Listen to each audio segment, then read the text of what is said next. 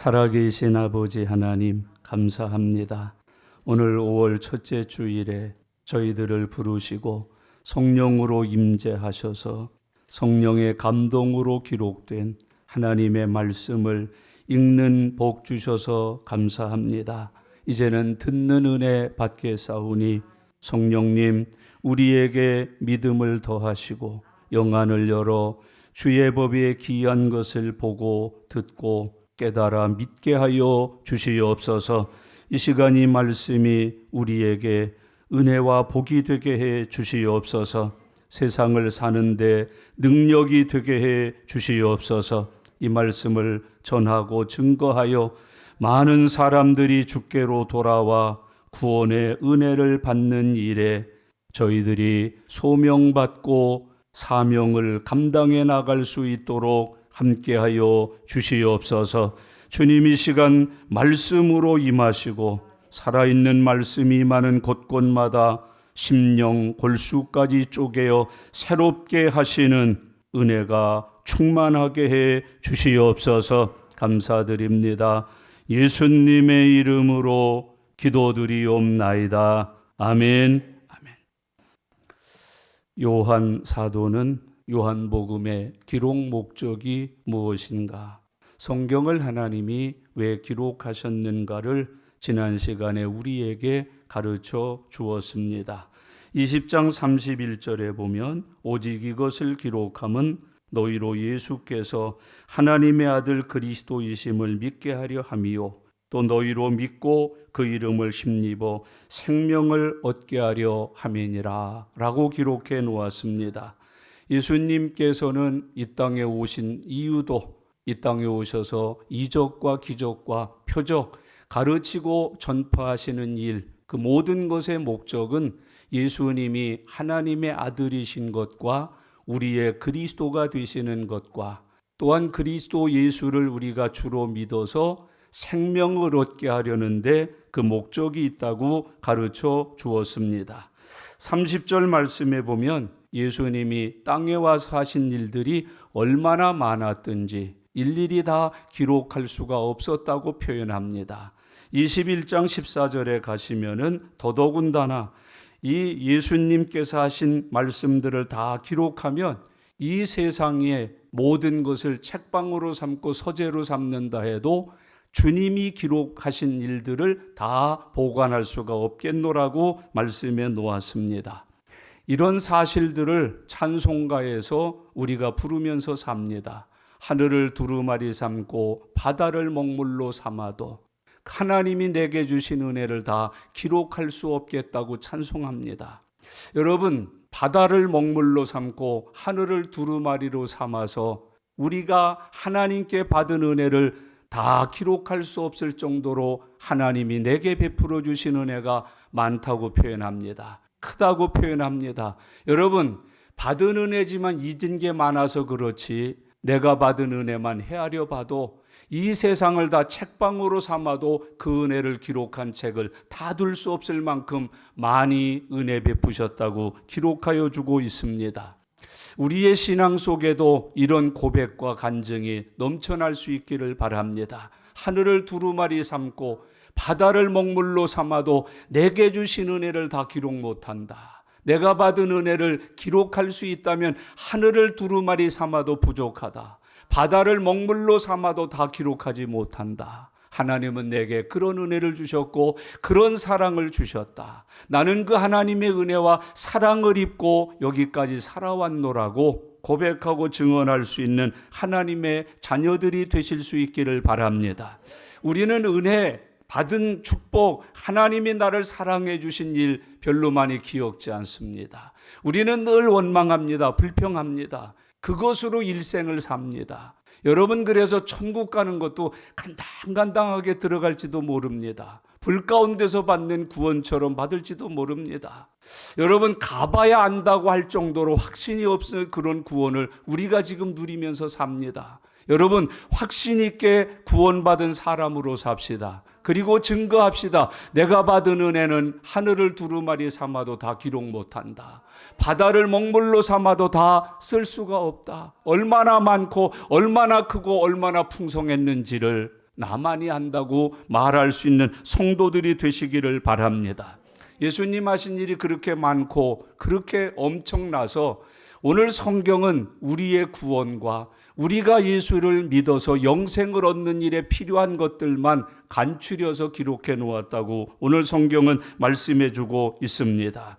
영생을 얻는데 꼭 필요한 것, 예수님을 믿고 구원받는데 꼭 필요한 것, 천국에 가서 하나님과 더불어 영원한 생명의 복락을 누리는 것, 그 일에 필요한 것만을 우리 하나님께서 골라서 기록해 놓으셨다고 말씀하고 있습니다. 그래서 우리가 하나님의 말씀을 읽고 들으면 예수 그리스도를 구주로 믿게 됩니다.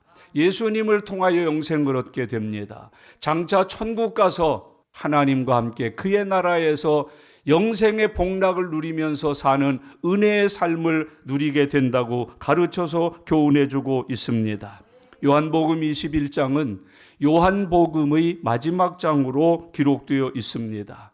그러나 요한복음의 마지막 장이라고 해서 우리의 모든 것도 끝은 아닙니다. 한 가지 기억합시다. 예수님이 요한복음 21장 부활하신 후에 마지막으로 나타나서 사역하십니다. 그리고는 어떻게 하셨습니까? 천국으로 승천하셨습니다. 하나님 보좌 옆에 가서 지금 살고 계십니다. 우리의 마지막을 기억하십니까? 나의 끝이 어떻게 될 것을 여러분 믿고 확신하면서 그려보면서 사십니까? 내가 이 세상을 마무리하고 세상을 떠날 때 내 인생이 어떻게 될 건가를 여러분 마음에 소망하면서 살아가고 계십니까?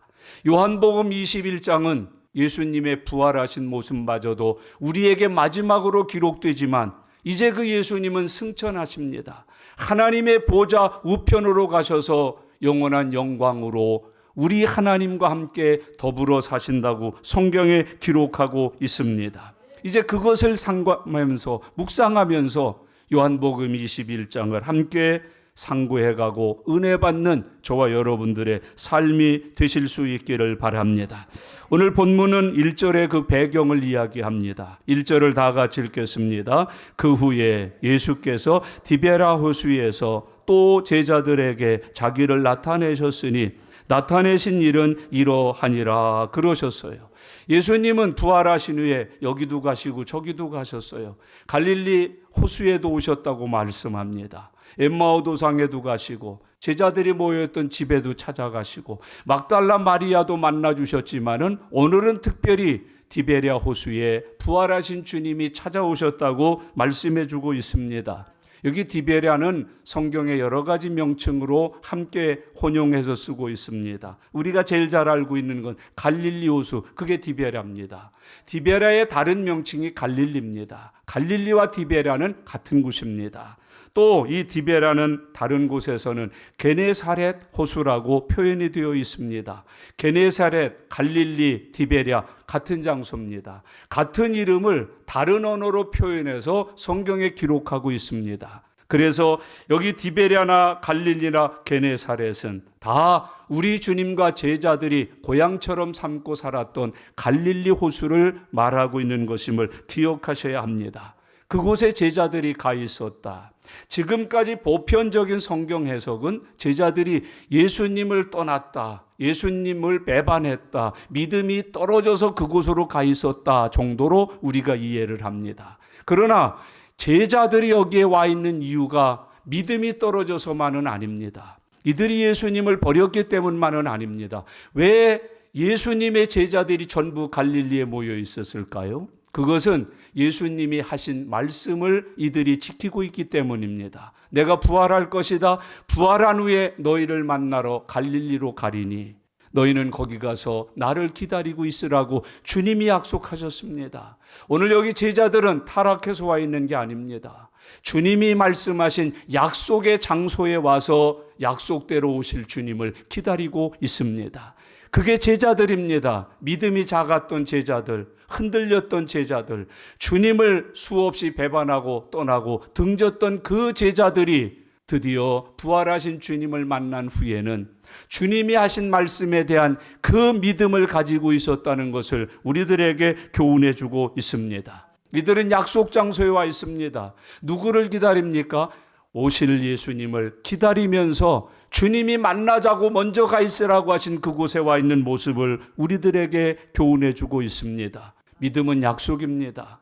약속을 지키는 게 믿음입니다. 약속대로 사는 게 믿음의 삶이라고 성경은 가르쳐서 교훈해 주고 있습니다. 형제자매 여러분, 제자들은 지금 예수님이 하신 말씀을 지키고 있고 만나기로 약속된 그 장소에 가서 주님을 만날 설레임 속에서 주님이 오시는 때를 기다리면서 있다고 말씀합니다. 형제자매 여러분, 장차 우리도 천국 가서 주님을 만날 수 있는 약속이 준비되어 있습니다. 천국 가서 우리도 다 같이 만나 주님과 함께 영원한 생명의 복락을 누리게 될 것을 성경은 기록해 주고 있습니다. 장차 주님 나라에 가서 우리가 만나게 될 날을 사모하면서 살아가시기를 바랍니다. 아브라함이 가 있습니다.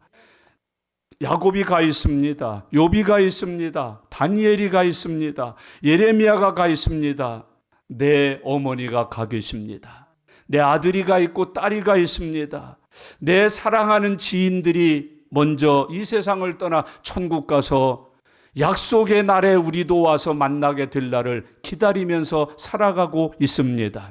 우리도 언젠가는 떠날 때 우리도 가서 함께 모여서 나중 오는 사람들을 기다리는 사람으로 천국에서 살 것을 주님은 우리에게 은연중에 보여주고 계십니다. 그 후에 예수께서 디베랴 호수에서 또 제자들에게 자기를 나타내셨으니 나타내신 일은 이러하다고 기록하고 있습니다. 예수님이 나타내셨다 그럽니다. 21장 14절 말씀을 잠깐 보셔요. 14절에 보시면 이것은 예수께서 죽은 자 가운데서 살아나신 후에 세 번째로 제자들에게 나타나신 것이라 그러셨어요. 막달라 마리아에게 한번 나타나시고 도마가 빠진 제자들에게 한번 나타나시고 도마가 함께한 제자들에게 또 한번 나타나시고 오늘 제자들에게 또 나타나십니다. 몇 번이에요? 4번이에요. 근데 왜 3번 나타나셨다고 표현해요? 제자들에게 나타나신 숫자가 3번이라는 말이에요. 막달라 마리아에게는 나타나셨으나 막달라 마리아는 제자는 아니에요. 그래서 제자들에게는 3번째 나타나셨음을 우리들에게 성경은 가르쳐서 교훈하고 있습니다. 여기 예수님을 3번 본 사람도 있어요. 부활하신 예수님을 3번 만난 이도 있어요. 그 이상으로 만난 이도 있어요. 하룻밤을 같이 세우고 음식을 같이 먹고 대화를 나눈 제자들이 여기에 많이 있어요. 의심했던 제자도 있어요. 오늘 처음 만나는 제자도 있어요. 예수님이 3번째 나타나신 거지 제자들이 3번째 예수님을 보았다는 뜻이 아니에요. 예수님은 3번 나타나셨는데 예수님이 3번 나타나시는 동안에 어떤 제자는 한 번밖에 못 만납니다. 어떤 제자는 2번 만납니다. 어떤 제자는 3번 만납니다. 여러분, 우리가 신앙생활할 때 어떤 사람은 항상 주님과 함께 사는 사람이 있습니다.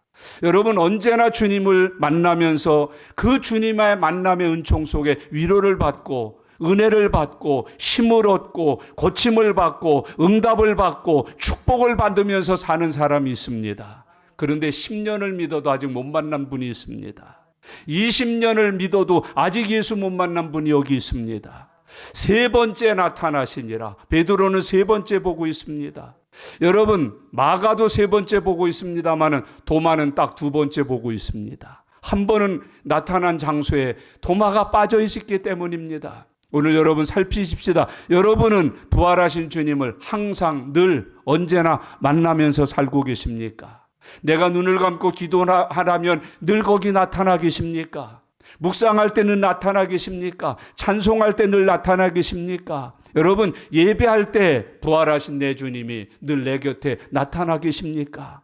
주님의 임재 속에 살아가고 계십니까? 오늘 제자들에게 부활하신 주님이 임재하여 나타나셨다고 오늘 성경이 말씀해 주고 있습니다. 어떤 제자는 3번, 어떤 제자는 2번, 어떤 제자는 한 번 만난 삶을 살았다고 우리에게 교훈하고 있습니다. 믿음은 늘 주님을 뵙는 것입니다. 만나는 것입니다. 함께하는 것입니다. 주님의 임재 속에서 삶을 살아가는 은혜라고 성경은 우리에게 가르쳐주고 있습니다. 여러분, 늘 그렇게 여러분의 삶에 일어납니까? 자주 일어납니까? 항상 일어납니까?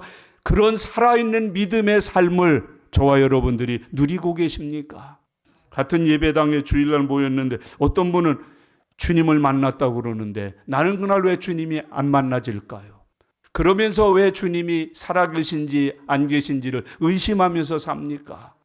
기도하셔야 합니다. 내 믿음의 눈도 열리게 해주시옵소서. 나도 약속의 자녀가 되게 해주시옵소서. 부활하신 주님을 뵙고 함께 사는 믿음의 사람이 되게 해주시옵소서. 세 번째 나타나신 주님을 우리에게 설명하고 있습니다. 우리에게 수없이 언젠가도 떠나지 않고 늘 계시는 주님을 우리가 오늘 만날 수 없다면 참 가슴 아픈 일입니다. 슬픈 일입니다. 여러분, 그 믿음은 어쩌면 죽은 믿음일지도 모릅니다. 제자들에게 예수님이 세 번째 나타나신 일이라고 오늘 말씀하고 있습니다. 예수님이 여기 제자들에게 세 번씩이나 나타나셨다는 의미는 무엇입니까? 한 번으로도 족하지 않습니까?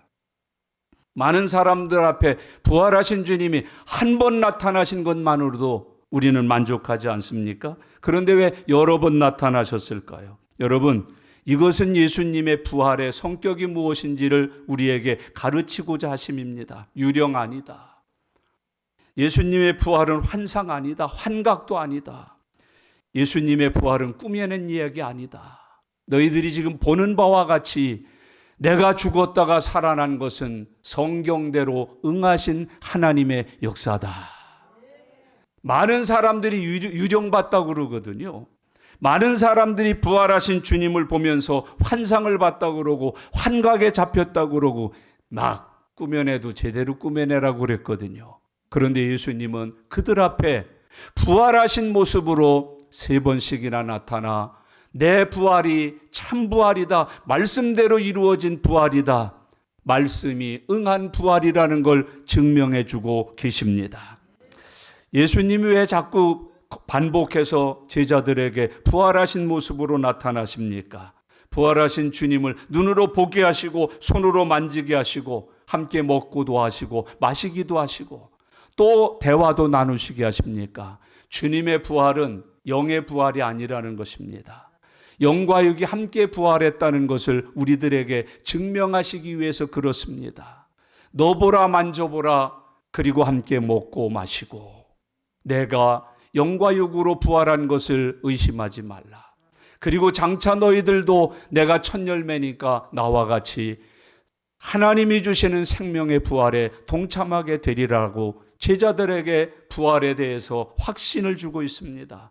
가르치고 있습니다. 소망하고 있습니다. 형제자매 여러분, 주님의 부활은 영만의 부활이 아닙니다. 주님의 부활은 육의 부활도 합쳐진 영과 육이 함께 살아난 참 부활인 것을 우리에게 교훈해 주고 있습니다. 또 하나는 부활한 몸이 어떤 삶을 사는가를 가르칩니다. 신령한 몸으로 삽니다. 볼 수는 있으나 여러분 병들지는 않습니다. 시간과 공간이 제한하지 않습니다. 여러분 이별이 없습니다. 죽음이 없습니다. 주님이 부활하셔서 제자들에게 부활 후의 삶이 무엇인가를 특별하게 가르쳐주고 있습니다. 주님의 부활은 말씀이 성취된 부활이다. 주님의 부활은 영과 육이 함께 부활한 참 부활이다. 부활한 사람의 몸은 신령한 몸인 고로 시간에도 그리고 공간에도 제약을 받지 않고 살아가는 신령한 몸이라는 걸 우리에게 교훈해 주고 있습니다. 그 주님이 부활하셔서 나타나신 자리에 누가 함께 했는지 이름을 밝히고 있습니다. 재밌지 않습니까? 우리 주님은 늘 감춰주시기를 좋아하고 가려주시기를 좋아하는데 함께 있던 제자들의 이름을 또박또박하게 기록해 놓으셨습니다. 예수 믿는 사람은 하나님의 생명록에 그 이름이 기록되어 있습니다. 교회 등록하고 출석하는 사람은 그 이름이 기록되어 있습니다. 내가 그 교회에 기록되어 있습니다. 내 직분도 기록되어 있습니다. 내 행실도 기록되어 있습니다. 모든 것이 하나님 나라의 하나님의 책에 기록되어 있음을 믿으면서 살아가실 수 있기를 바랍니다. 2절을 보세요. 시몬 베드로와 디두모라 하는 토마와 갈릴리 가나 사람 나다나엘과 세베대 아들들과 또 다른 제자들이 함께 있으니 그랬어요. 7명이 함께 있었습니다. 형제자매 여러분, 여기 눈에 띄는 사람이 하나 있지 않습니까? 누굽니까? 도마 그랬어요. 거기 보세요. 디두모라 하는 도마와 그랬어요. 순서도 누구 다음으로 들어와 있어요? 베드로 다음으로. 여러분, 도마가 예수님 부활하신 것 손으로 만져본 사람이에요. 넣어본 사람이에요. 그리고 직접 눈으로 보고 확인한 사람이에요. 그때 이 도마는 변했어요. 새로워졌어요. 베드로 다음에 이름이 기록될 정도로 그 믿음이 일추월장했어요. 여러분, 그 영적인 삶이 일추월장했어요. 베드로 다음의 자리를 차지할 정도로 도마의 신앙생활은 엄청나게 탁월해졌어요. 엄청나게 달라졌어요. 변화되어 있었어요. 하나님의 영광을 위해서 아름답게 헌신되어 있었던 것을 우리들에게 교훈해 주고 있습니다. 여러분, 새롭게 된 제자의 모습이 보입니다. 공동체와 함께 일하는 제자의 모습이 보여집니다. 전에는 니들은 거기가, 나는 이쪽으로 갈게. 이들과 함께 어울리지 않았습니다. 같이 하지 않았습니다. 지금은 함께하고 있습니다. 여러분, 여기에 학력이 없습니다. 경력이 없습니다. 고향이 없습니다. 여러분, 희고 검은 게 없습니다. 같은 그리스도 예수 안에서 형제가 자매가 되어 있는 변화된 제자 도마의 모습을 우리들에게 보여주고 있습니다. 제자로 헌신되어 있는 삶을 살고 있는 제자 도마를 우리에게 성경이 교훈하고 있습니다. 제자의 모임의 가치가 있습니다. 제자들 속에 있습니다.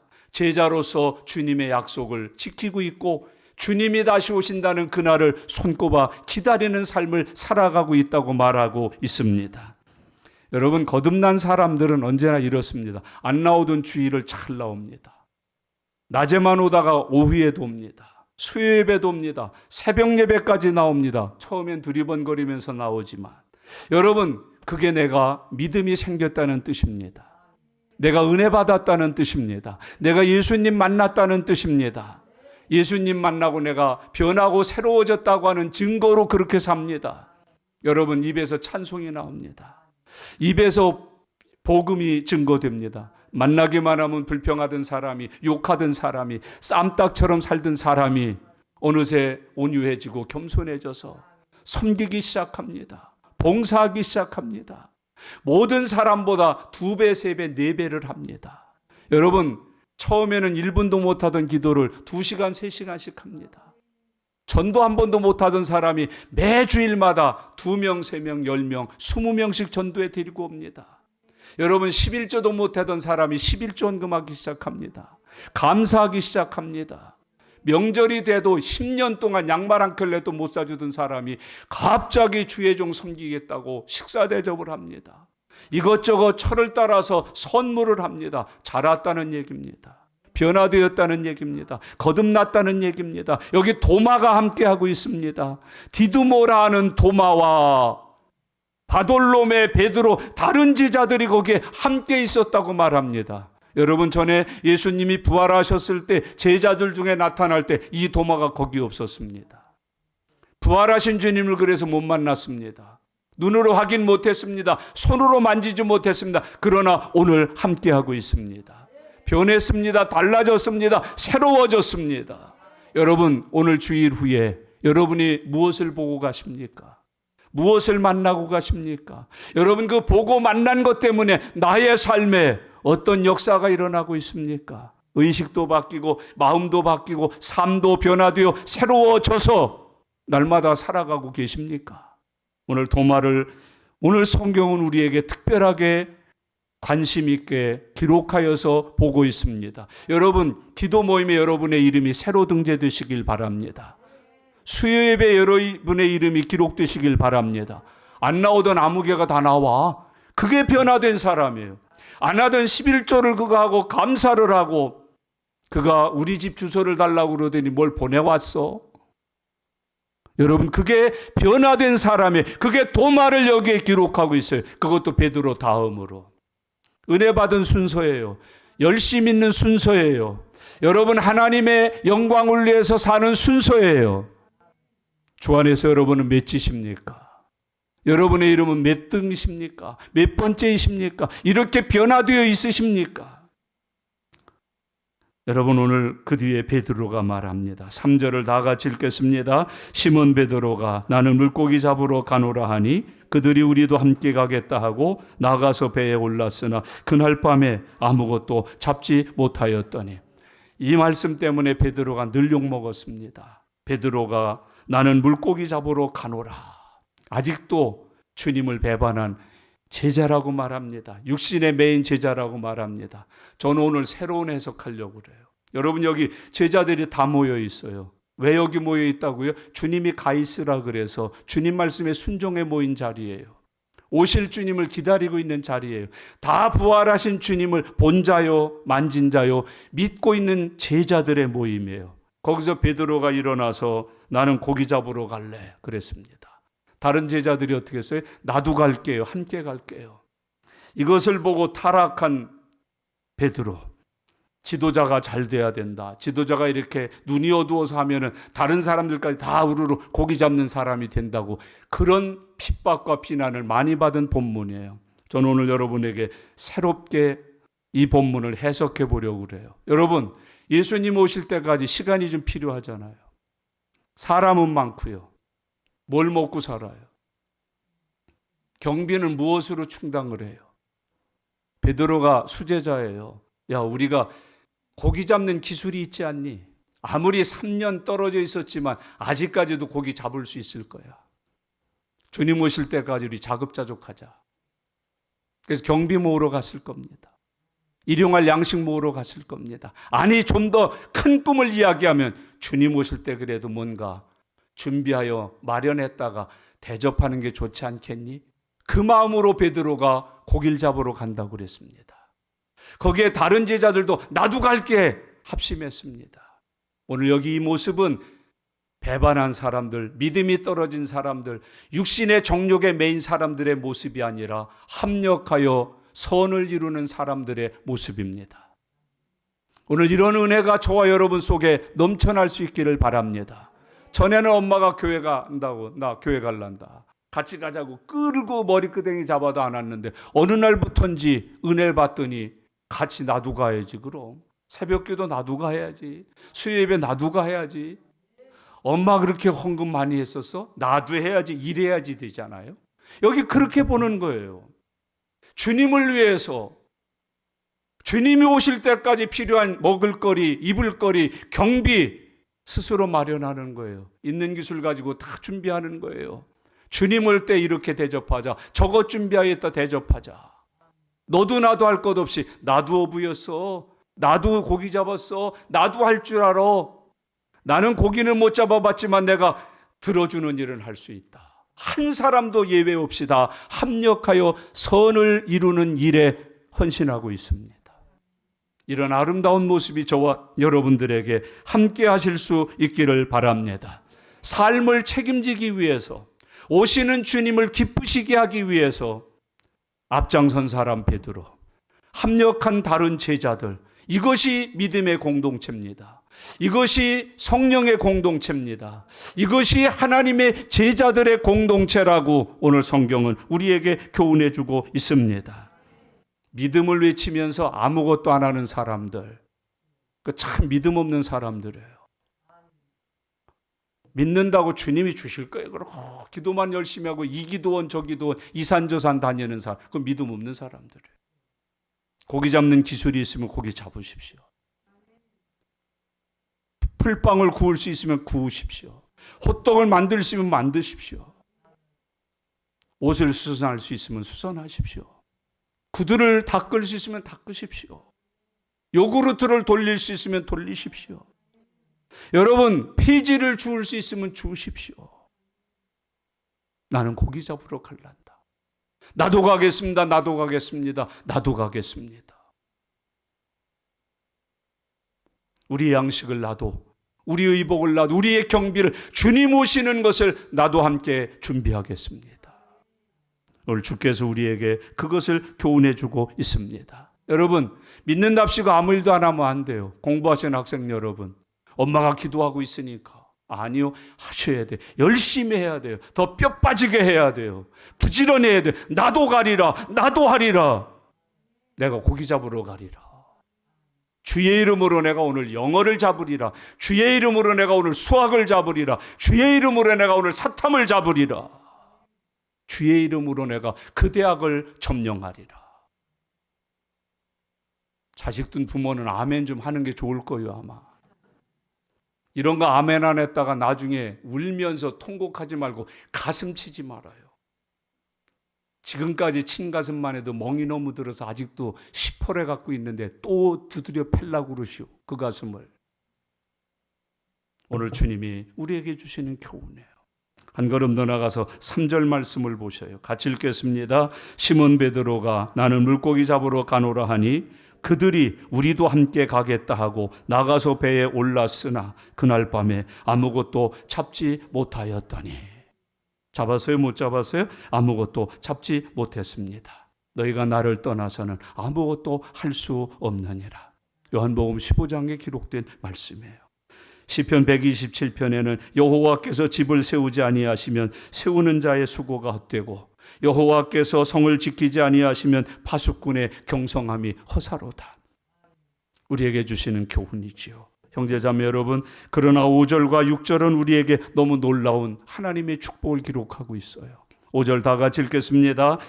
예수께서 이르시되 애들아 너희에게 고기가 있느냐 대답하되 없나이다. 고기가 있느냐 없나이다 그랬습니다. 여러분, 한 마리도 못 잡은 사람들, 오히려 이게 축복 아니겠습니까?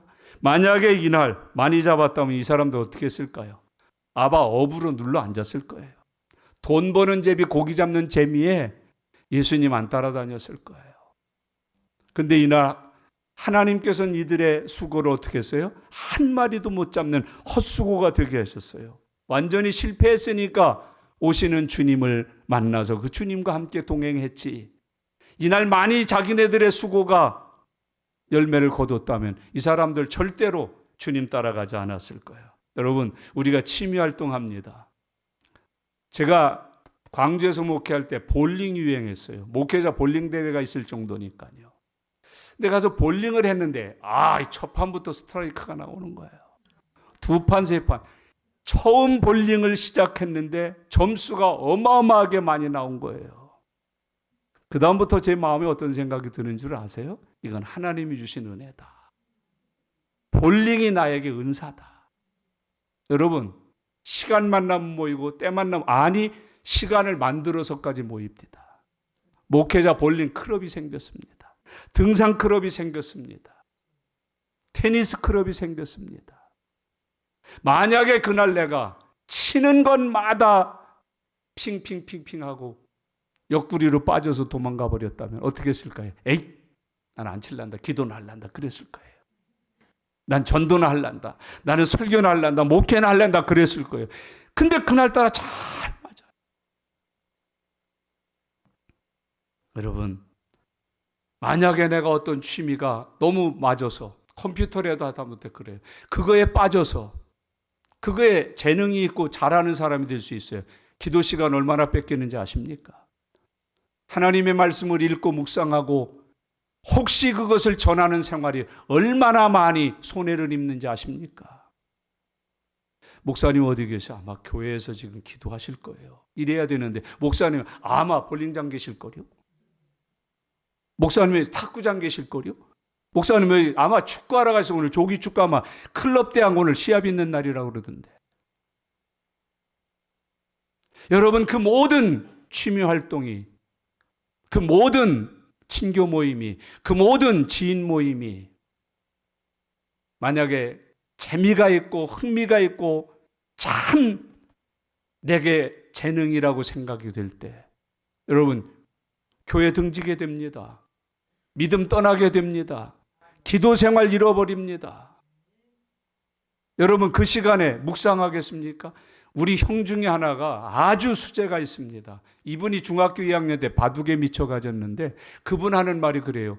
교실에 와서 이렇게 애들을 보면 다 바둑돌로 보인대요. 저 검은 바둑, 허연 바둑.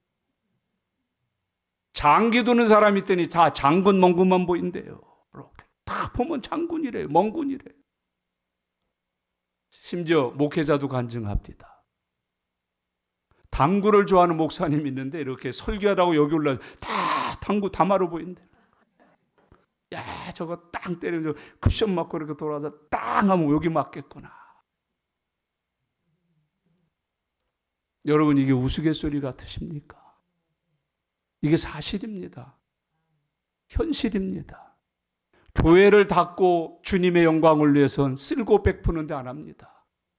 그런데 그놈의 도자기가 뭔지 닦고 난리치고, 골프채가 뭔지 그걸 닦고 난리치고. 여러분, 새벽에 주의 일, 교회 일 하러는 아무도 안 오는데, 배드민턴 치러는, 약수 받으러는, 뭐 자기가 거기가 무슨 뭐 회장이라나 뭐라나. 여러분, 집사일이나 잘하세요. 성도 노릇이나 잘하세요. 교인 노릇이나 잘하세요. 여러분, 하나님의 백성 노릇이나 잘하세요. 여기 이 사람들이 만약에 금을 내렸을 때 잘 잡혔다면 다 그렇게 떠나갈 사람들이에요. 다 그렇게 육신에 매이고 돈 버는 재미, 고기 잡는 재미에 예수 잃어버릴 사람들, 믿음 잃어버릴 사람들이에요.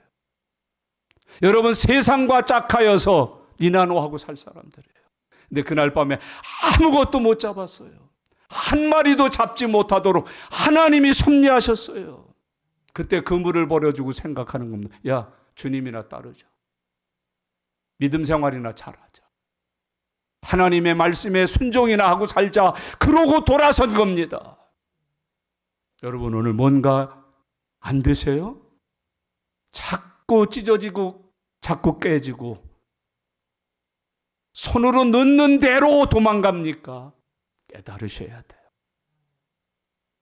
여가운데도요, 여러분, 어떤 사람 사업 시작한다고 개업 예배 드렸어요. 뭐 주일 성수 잘하고 뭐 11조 생활하고 감사 생활하고 주의 영광을 위해서 큰일 하겠다고 돈 좀 벌리니까요 교회 안 나와요. 11조 생활 안 해요. 어느 날은 또 그 집에 가서 마침 식구들하고 밥 먹겠다고 갔더니 없어. 우리 주인 안수 집사. 어디 가셨어? 해외여행 갔어요. 골프 치러요. 교회 안 옵니다. 여러분, 육신의 일, 세상 일, 내 마음의 꿈이 잘 되면은요 절대 예수 안 믿습니다. 탈탈 생그지 되고 알그지 되고 거적대기 그지나 돼야 나와서 주여 하고 엎드려 주님의 은혜를 구하지. 6절을 보십시오. 같이 읽겠습니다. 이르시되 그물을 배 오른편에 던지라. 그리하면 잡으리라 하시니 이에 던졌더니 물고기가 많아 그물을 들 수 없더라. 빈 그물로 돌아오지 않았다면 이 기적의 축복은 맛도 못 봤지요. 여러분, 잊지 마셔야 합니다. 빈 그물이었기에 하나님의 기적을 체험할 수 있었습니다. 빈 그물이었기에 하나님의 말씀을 듣고 순종하여 말씀의 역사를 경험하는 믿음의 사람이 될 수 있었습니다. 이스라엘 백성들이 애굽에서 떠나요. 홍해를 안 만났더라면 홍해를 가르시는 하나님의 기적을 체험할 수 있었겠습니까?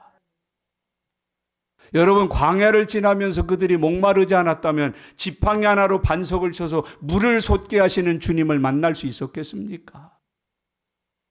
고기 먹고 싶은 마음이 안 생겼다면 메추라기를 몰아다 주셔서 아예 코에서 그 고기 냄새도 맡기 싫을 정도로 먹여주시는 은혜를 경험할 수 있었겠습니까? 병들지 않았다면 고쳐주시는 은혜를 만날 수 있었을까요? 실패하지 않았더라면 다시 회복시켜주시는 하나님의 돕는 은혜를 경험할 수 있었을까요? 무너지셨습니까? 깨어지셨습니까? 쪽박 신세가 되셨습니까? 믿음을 갖고 있다면 기억하십시오. 하나님이 그 그물에 가득하게 채우시는 기적을 예비하고 계십니다. 우리 주님은 우리에게 그것을 말씀하고 있습니다. 여러분, 하나님의 음성에 쉽게 순종할 수 있도록, 하나님의 말씀에 순종해서 그 말씀대로 살아갈 수 있도록 하나님은 나의 모든 환경을 만들어 가십니다. 그게 빈 그물입니다. 여러분, 빈 그물 됐으니까 부끄럽기도 하고 면목스럽기도 하고 주님 말씀 그대로 들을 수밖에요. 들으면 말씀하신 주님이 역사하시는 것을 우리에게 보여줘요. 사르밧 과부의 축복을 기억하시나요? 기근이 아니었다면 그 축복을 못 받죠. 여러분, 오병이의 기적을 아시나요? 다른 사람에게 먹을 게 많았다면 그 기적은 안 일어났을 거예요. 어린아이에게만 토시락 하나가 있었기에 오병이어의 기적을 보면서 배불리 먹는 축복까지 누릴 수 있었던 거예요. 낙심하지 마십시오. 절망하지 마십시오. 두려워하지 마십시오. 빈 그물이라고 방황하지 마십시오. 주님을 만나면, 그 주님의 말씀을 들으면 말씀대로 그물이 가득하게 잡히게 하시는 하나님의 기적 축복을 만날 수가 있습니다. 여기 본문 가운데 아주 중요한 표현 하나가 있습니다. 6절에 중요한 거 있어요. 그물을 배 오른편에 던지라 그리하면 잡으리라 하시니, 그 다음에 뭐예요? 이에 던졌더니. 이게 저와 여러분의 믿음이시길 바랍니다. 여러분, 듣고 안 던지는 사람 많거든요. 근데 이에 던졌더니. 여러분의 삶에는 어떠세요? 여러분의 삶에도 이 말씀이 있으세요? 하나님이 주일날 교회 갔더니 목사님을 통해서 이렇게 설교하셨다. 이에 던졌더니.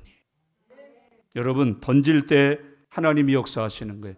기도하라 해서 기도했더니, 봉사하라 해서 봉사했더니, 물질로 드리라 해서 드렸더니예요. 이에 던졌더니. 은혜가 함께 하시기를 바랍니다. 물고기가 많아 그물을 들 수 없더라. 우리 하나님은 이렇게 크신 하나님이에요. 몇 마리 잡게 하시는 게 아니라 그물이 들 수 없을 정도로. 그게 믿음의 역사예요.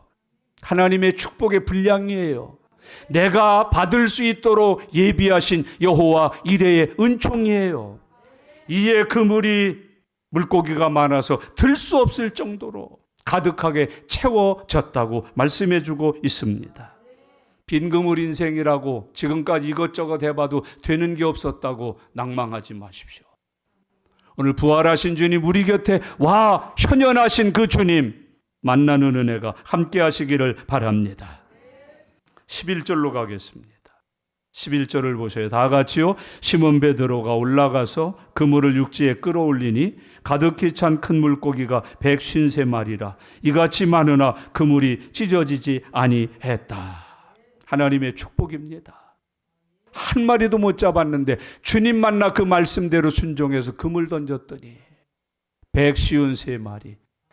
얼마 전에 여러분, 한국 사람은 이 153이라는 글자를 많이 알고 있습니다. 기독교에는 특별히 많습니다. 기억나는 거 뭐 있으세요? 기억? 모나미잖아요. 모나미 153. 한국에서는 지금 그 볼펜을 많이 안 씁니다만 동남아나 저 아프리카 중동에서는요, 지금도 옛날 한국의 모나미 153이 그렇게 흥왕할 때처럼 많이 팔리고 있습니다. 크리스찬입니다. 이 말씀 갖다가 자기도 그대로 이 사업에 축복받기 위해서 그 이름을 지었습니다. 몇 달 전에 하늘 날아가셨습니다. 그 이 회장님이. 모나미 153. 여러분의 삶에 153은 있으십니까? 주님은 우리에게 그런 것들을 교훈하여 말씀해 주고 있습니다. 이것은 물론 육신적인 축복만 말한 거 아닙니다. 153은 온 인류, 모든 인종을 표현한다고 그럽니다. 그래서 장차 이 제자들이 세계 땅끝까지 이르러 복음 전해서 그 복음의 능력으로 그렇게 많은 영혼들이 구원받게 될 것을 예표로 보여주신 일이라고 표현합니다.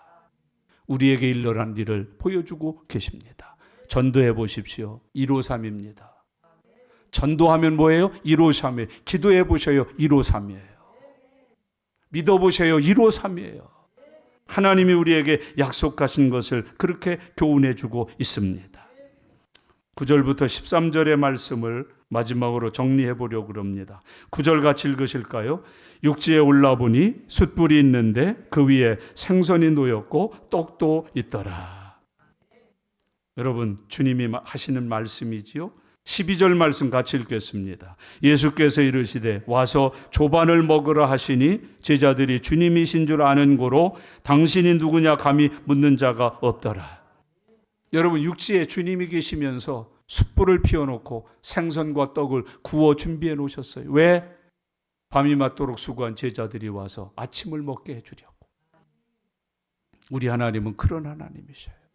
나를 위해서 생선을 구워놓고 떡을 구워놓고 불을 피워 온몸을 녹이게 해주시는 분. 여러분의 개인적인 신앙생활이 이렇게 되기를 바랍니다. 우리 교회가 이런 공동체 되기를 바랍니다. 밤이 맞도록 추위에 떨며 수고한 사람들을 위해 불을 피워놓고 그들을 섬길 준비를 하고 있는 교회. 생선을 구워놓고 떡을 구워놓고 그들의 허기를 때워주기 위해서 사랑으로 준비되어 있는 교회. 그런 공동체면 얼마나 예쁘고 좋겠습니까? 여러분, 베드로가 얼마나 놀랐을까요? 숯불 보고. 무슨 생각 났을까요? 예수님 3번 배신한 생각 나지 않았겠습니까? 그때도 뭐 피워놓은 자리에서 그랬어요? 숯불 피워놓은 자리에서 그랬어요. 여러분, 10절 말씀입니다. 다 같이 읽겠습니다. 예수께서 이르시되 지금 잡은 생선을 좀 가져오라 하시니. 예수님이 이미 다 준비해 놓으셨는데 제자들이 잡은 고기를 좀 가져오라고 그러세요. 여러분, 이것이 우리를 향하신 하나님의 뜻이에요. 내가 잡은 생선을 좀 가져와라. 우리는 교회 와서 꼭 하나님이 준비하신 것만 먹고 가려고 그래요. 맛보고 가려고 그래요. 그걸로 배부르려고 그래요. 내가 잡은 것으로를 안 해요. 오늘 예배 후에 내가 잡은 것으로 주님의 숯불에 올려드리는 믿음의 역사들이 함께 하실 수 있기를 바랍니다. 주님의 것에 내 것을 더하여 주님의 영광을 나타내는 삶. 너희들이 잡은 생선도 좀 가져와라. 여러분, 내게 주신 건강, 내게 주신 은혜, 내게 주신 축복을 가져다가, 여러분, 우리 하나님이 돈 필요하신가요? 부족하신가요? 모자라신가요? 하나님께서는 우리에게 축복의 문을 열어놓으세요. 축복의 원리를 가르쳐 주세요. 내가 잡은 생선을 좀 가져와라. 가져와라. 제자들이 밤새 잡은 그 생선을 좀 가져와라. 그리고 숯불에 함께 올려놔요. 같이 구워요. 같이 요리해서 먹는 모습들을 우리에게 교훈하고 있습니다. 여러분, 주님이 나를 위해서 뭘 달라고만 하지 말고 내가 잡은 생선도 주님 앞에 가져다 드리는 축복의 성도들이 되실 수 있기를 바랍니다. 내가 잡은 것 좀 가져와라. 가져와라. 12절 말씀 다 같이 읽겠습니다. 예수께서 이르시되 와서 조반을 먹으라. 고기까지만요. 와서 조반을 먹으라. 주님의 초청이죠. 수고하고 무거운 짐진 자들아 다 내게로 오라. 내가 너희를 쉬게 하리라. 요한복음 6장 35절부터 37절에 이런 말씀 기록되어 있어요. 내가 곧 생명의 떡이니 내게 오는 자는 결코 줄이지 아니할 터이요 나를 믿는 자는 영원히 목마르지 아니하리라. 성경은 이런 말씀을 기록해요. 아들까지 주시니가. 아들까지 주시니가. 너희를 위하여 무엇을 못 주시겠느냐? 아들이 생선을 달라면 전가를 주겠느냐? 네 아버지께 구하라. 좋은 것으로 주시리라. 오늘 주님은 우리에게 약속하고 계십니다. 우리 주님은 나를 위해서 다 준비해 놓으신 분이세요. 14절을 같이 읽겠습니다. 다 같이요. 이것은 예수께서 죽은 자 가운데서 살아나신 후에 3번째로 제자들에게 나타나신 것이라. 아멘. 여러분, 주님을 몇 번 만나셨어요? 여러분의 삶에 주님은 몇 번 나타나셨던가요? 나타나실 때마다 만나셨나요? 나타나신 주님께 은혜를 입으셨나요? 나타나신 주님과 함께 동행하여 사시나요? 부활하신 후에 제자들에게 3번째 나타내신 일이라. 기도하겠습니다. 오늘 주신 말씀들을 하나하나 묵상을 하셔요. 그리고 하나님 앞에 믿음이 되시기를 바랍니다. 은혜가 되시기를 바랍니다. 우리에게도 일어나는 하나님의 약속의 성취가 되시기를 바랍니다. 믿음으로 함께 기도할 때 우리를 찾아오신 주님을 배우셔요. 만나셔요. 그 주님이 주시는 은혜와 복을 누리셔요. 다 같이 소리내셔서 통성으로 기도합니다. 살아계신 아버지 하나님, 은혜와 사랑 감사합니다. 오늘 주의 날입니다. 하나님 우리를 보내주시고 인도해 주시고 우리를 위해서 십자가에 달려 죽으시고 장사한 지 3일 만에 부활하신 예수님, 언제나 우리 곁에 머물러 계시며 필요할 때마다 우리에게 나타나 주시는 하나님 감사합니다. 영광 받으시옵소서. 축복해 주시옵소서. 부활하신 주님이 우리 곁에 나타나셨는데 우리는 왜 아직도 못 봤는지요? 못 만났는지요? 주님 만나게 하시옵소서. 보게 하시옵소서. 누리게 하시옵소서. 하나님 영광 위하여 쓰임받게 해 주시옵소서. 빈 금을 주신 것 감사합니다. 하나님 주의 말씀을 따라서 믿음의 그물을 다시 내리게 하심을 감사합니다. 가득하게 채워 잡게 하시는 믿음의 역사들이 우리의 삶에 일어나게 해 주시옵소서. 주님 감사합니다. 주님 감사합니다. 도우시옵소서. 아멘. 살아계신 하나님 아버지 감사합니다. 부활하신 주님이 제자들에게 3번째 나타나신 사건을 우리에게 가르쳐 보게 하시니 감사합니다.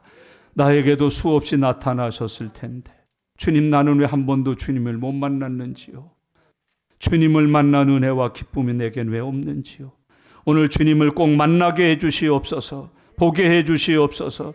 빈 그물을 보여 주님의 말씀대로 순종하여 우리의 그물에도 가득하게 채워주시는 축복을 얻게 하여 주시옵소서. 감사드립니다. 예수님의 이름으로 기도드리옵나이다. 아멘.